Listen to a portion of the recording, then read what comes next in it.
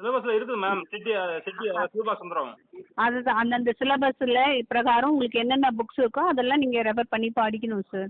Ma'am படிச்சேன். அதுக்கான இது அதுல இருக்குது. அதை நான் வந்து கிளியர் பண்றேன். அதுக்கான மார்க் எனக்கு வரல மேம். அதான் மேம் கேட்கறேன். அது வந்து வெறும் நோ சேஞ்சஸ்னு அப்ஜெக்ஷன் கொடுத்தாங்க. ட்ராக்கர் அதெல்லாம் அப்போ போர்டு கொடுத்த முடிவு தான் இறுதியானது. அதில் எந்த மாற்றம் வராதுங்க சார்.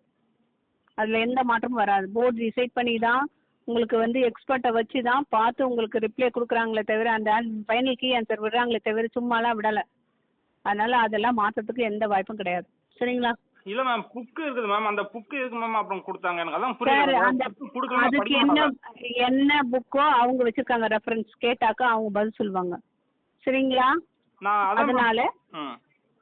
அதுக்குரிய பதில் கரெக்டான பதில் தான் உங்களுக்கு ஃபைனல் கீயா வருது. அதில் எந்த மாற்றமும் பண்ண முடியாதுங்க சார். சரி, வேற எதுனா மேம் இதுக்கு சொல்யூஷன் என்ன மேம் இப்ப? சொல்யூஷன்லாம் கிடையாதுங்க சார். விட்டது தான் கடைசியானது முடிவு. அதுதான் நோட்டிஃபிகேஷன்லேயே உங்களுக்கு கிளியர் பண்ணியிருக்காங்க. நீங்கள் வேணால் நோட்டிஃபிகேஷன்